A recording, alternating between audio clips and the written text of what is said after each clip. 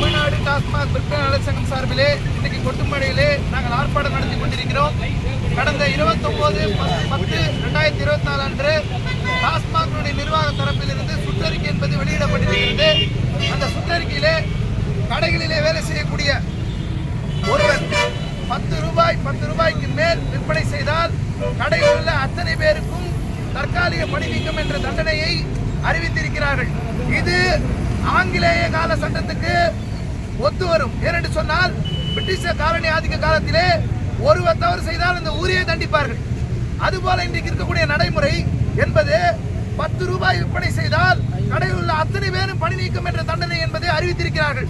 9,000 ரூபாய் உதவி விற்பனையாளருடைய சம்பளம், 21 வருடம் வேலை பார்த்தவருக்கு 10,000 ரூபாய் விற்பனையாளர் சம்பளம், 11 ரூபாய் மேற்பார்வையாளர் சம்பளம், அரசாங்கத்தினுடைய கஜானாவை, அதுவும் குறிப்பாக இன்றைக்கு தீபாவளி நேரத்தில் 800 கோடி 1000 கோடி வழங்கக்கூடிய வருடத்துக்கு 50,000 கோடி 60,000 கோடி அரசு கஜானாவை நிரப்பக்கூடிய துப்பாக்கி சுடு முதல் வெட்டுக்குத்துக்கு ஆளாகக்கூடிய விற்பனையாளருடைய வலி வேதனை வைத்துக் கொண்டு தமிழ்நாடு அரசாங்கம் நடத்தி கொண்டிருக்கிறது. நிதி சுமையை தாங்கிக் கொண்டிருக்கிறது. ஆனால் அவருடைய சம்பளம் 9,000 ரூபாய், 10,000 ரூபாய், 11,000 ரூபாய். இந்த சம்பளத்தை வைத்துக் கொண்டு 10 ரூபாய் வித்தால் 1 ரூபாய் என்பது அறிவிக்கப்படவில்லை. 1 ரூபாயிலிருந்து 9 ரூபாய் என்பது அறிவிக்கப்படவில்லை. 10 ரூபாய் வித்தால் என்பது தண்டனை என்பதை அறிவித்திருக்கிறார்கள். இது என்பது முழுக்க தவறானது. தொழில் தகராறு சட்டம் 1947 பிரிவு 9A புறமானது.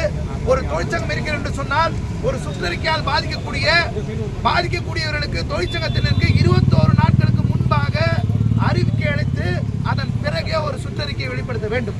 பணி நியமனங்களை மாற்றம் கொண்டு வர வேண்டும் என்று சொன்னார்.